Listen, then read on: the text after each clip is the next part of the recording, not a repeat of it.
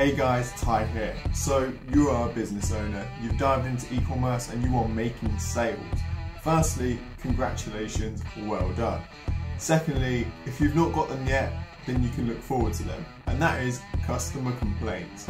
There's no easy way around it. They are inevitable. They are like taxes. You are going to get them and there's nothing you can do about it. Don't worry, because I'm going to go through the guide on how you can manage your customer complaints. So let's go, roll the intro.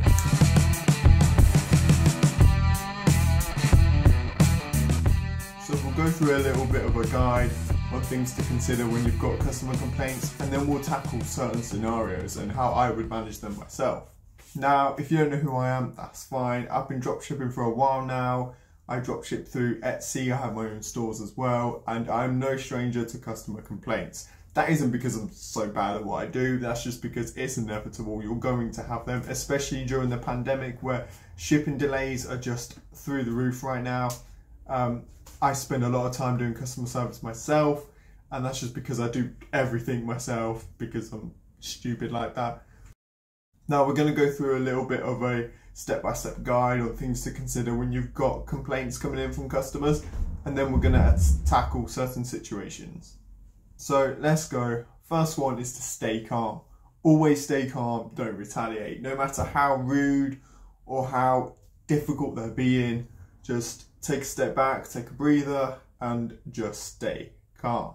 This also goes if they've insulted you personally, just respond politely. As the saying goes, kill them with kindness.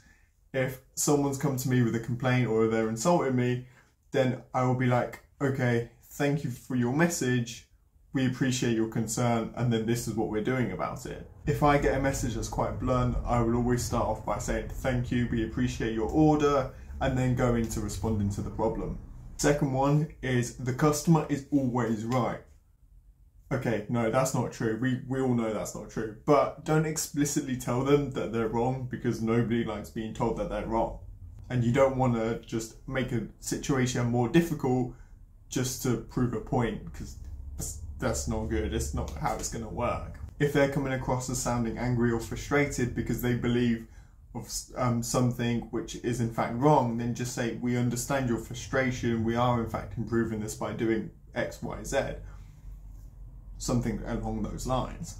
So the first thing, the most important thing is to be compassionate, be nice, be polite, and attack it from that way. There's no point retaliating because you're not gonna put out a fire with more fire. The third thing to consider is to always offer a solution.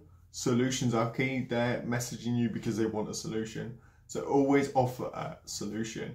If one of their items is being delayed or the tracking info isn't correct, then just say you will chase it up, you will look into it, and if nothing happens, if there's no update in the next 24, 48 hours, that you'll consider sending another one out to them. That always works. That's always a good go-to, especially if you're just waiting on a response from your agent or from the supplier. Then you can always delay that, give yourself a day or two leniency, and then that way you can get back to them within the day or two and just say, oh sorry, it is delayed, but here is the location. Another way to tackle solutions is to give the customer a choice. If they've been sent the wrong item or the wrong color and it's completely your fault or the agent or supplier's fault, then you can offer them a choice. You can say, oh okay, if you ship it back to us, we will of course offer you a full refund, or if you'd like to keep that item, we can offer you a 20% discount, or we can refund a certain amount of it. Obviously don't put yourself in a loss, but you see what I mean, just approach it that way. What I found is customers are more relaxed and they're more open to the solution if they've chosen the option themselves. So if they've chosen, okay, just give me a 20% refund and I'll keep the item, they're generally more nice about it rather than you telling them this is what we're going to do, you have no choice. It gives them that freedom and they're like, okay, actually this is all right. The fourth thing you can do is to investigate the matter. Tell them that you're trying to find a solution, that you'll look into it further so that the same problem or the same issue does not happen again to a different customer. Going back to the wrong color problem, what I would say is, okay, this issue has happened because of this. We have updated our system so that this problem doesn't happen again in the future. This is a good way to approach it because you're being honest, you're being genuine, and you're saying, okay, I do understand the problem, I understand the frustration, just so it doesn't happen again, we have acted on what you've said, and that makes you sound like a proactive business, proactive customer service, and that's always good. So what can you do to minimize the complaints? Well, there's a few things, and I'll put them up on screen now. The first one is top-notch customer service. Be polite, be nice in the way that you speak, make sure your punctuation is all on point. The information should be accessible to the customer, so if they're wanting to know how to track their order, how to go about getting a refund, you want this information all available, just so it doesn't always come to you, because that's time spent replying to them, which you could be used optimizing elsewhere. Provide detailed product descriptions so the customer knows what they're getting, because the last thing you want is someone returning an item or complaining about an item that wasn't described correctly. So be on point with your product descriptions, make sure you know how to write them, make sure you do your research, make sure you have the key features correct, anything like measurements, ingredients, things like that, make sure they are correct, make sure they are right. Don't accept high risk orders, so when they put their card details in on Shopify, you will get told whether it's a low, medium or high risk. If it's high risk, it could be something to do with the country of origin, it could be something that the account's been flagged or that they've had reports against them, so just bear that in mind. I personally reject and avoid all high risk transactions, it's just the safest way to go about it. So yeah, just do keep that in mind, that's a big one. The next thing you can do to minimize customer complaints is to provide tracking information. I get a lot of emails saying, oh, I have so many people asking for tracking info, like what do I do? Provide the tracking info in the first place. That way they don't have to ask you for it. It's one less email that you have to deal with. So yeah, provide tracking info, make sure it's, again, with the information all accessible, make sure it's obvious how to track the item, either provide the link, do it in the order page, in the order confirmation page, do it in a separate email, separate message, email flow, whichever way you want to do it, just make sure the tracking information is available to the customers. Quite liking this spot, but the light is making me shiny, so I will go back to my desk. So now we're going to look at some typical responses and typical actions for certain scenarios. So first one is if the customer gets a damaged item. So they've ordered a product, it comes damaged, that is your responsibility. The supplier, agents, whatever, it's up to you if you're going to pass on the burden.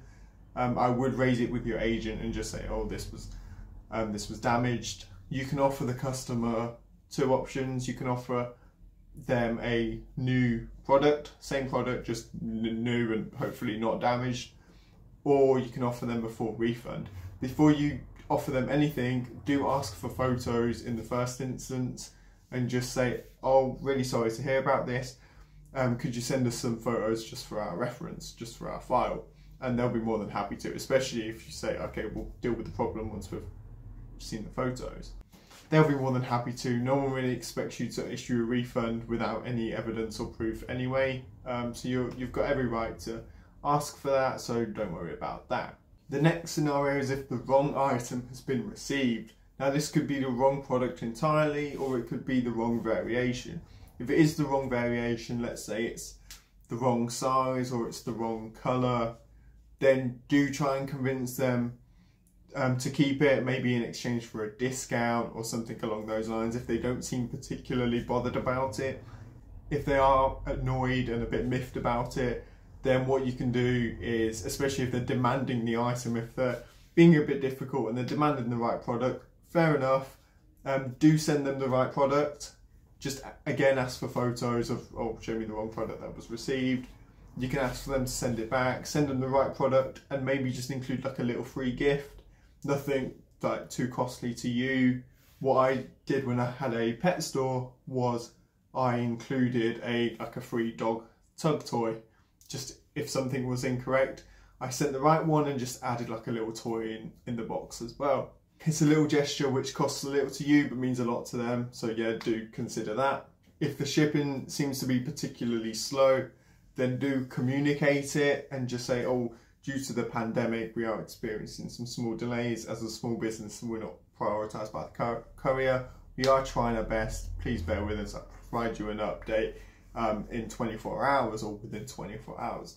Just keep updating them because they'd appreciate that. Even if it is a little bit longer than usual, then just, yeah, keep updating it and keep checking the tracking as well, because sometimes you will have items lost in the post, and that's something that you need to be aware of, and it's something that you should communicate with your customer. Like, by all means, if the airline or the courier has lost the item, tell the customer and be like, really sorry, but the package has been lost in the post due to whatever the issue is. We are sending a new one out to you, and this may take 10 to 14 days or whatever your time frame is. Just do bear that in mind. Don't lie to them. Don't be like, oh, you'll get it in 4 to 7 days, and they have to wait 21 because they're not going to order from you again. So keep that communication tunnel open. Just keep communicating with them, and yeah, it will go a long way. It's something else that costs little to you but means a lot to them if they've got an honest customer service representative that's actually telling them the truth, rather than just like leading them on and being like, yeah, I'll be there tomorrow, yeah, I'll be there tomorrow, and it takes another 3 weeks or something like that. What I found is customers are more willing to accept the long shipping if it's been delayed due to COVID, due to the pandemic, and it is in fact like 20 to 30 days. They are more likely to wait if you're being honest and open and they can track their package. And yeah, so just again, be honest, be nice, be kind, even if they're insulting you to your face. So final notes, just respond promptly. Don't take days or weeks to respond. Try and respond in the first 24 to 48 hours.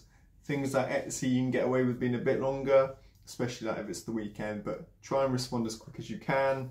If you've got a partner or a friend or family member that want to help you out, then just sign in on there. So if they see a notification that maybe they can respond to it for you, it just, yeah, it helps out.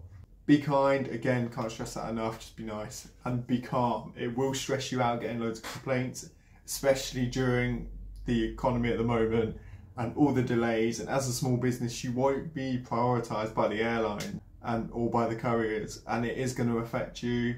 So just don't let it stress you out, and don't take it out on the customers. Obviously, you need to punch a pillow, go for it. Just don't let that show to the customers, and you will be fine. You listen to all of them and you'll be absolutely fine. Listen to all of that and you will minimise chargebacks and hopefully minimise refunds. Chargebacks tend to happen when the customer doesn't get a response. The first action that they do is they contact you. If they don't get a response, they report your case, and then they go for a chargeback or they'll go to the bank. You always want to get there at that first step. Don't let it go any further, because that's when you start getting into refund and chargeback territory. So yeah, be prompt and just bear that in mind. Hope you found value in this. Please do like the video and consider subscribing to the channel. I post weekly about dropshipping, investing, e-commerce, everything in that kind of ballpark. Also, do let me know if you want some templates or some more information or a more in-depth guide. Do let me know and I'll get right on that. I'll see what I can do. Again, if you've got any comments, then please do hit them down below and I will answer every single one of them. Thanks for watching. I'll see you in the next one.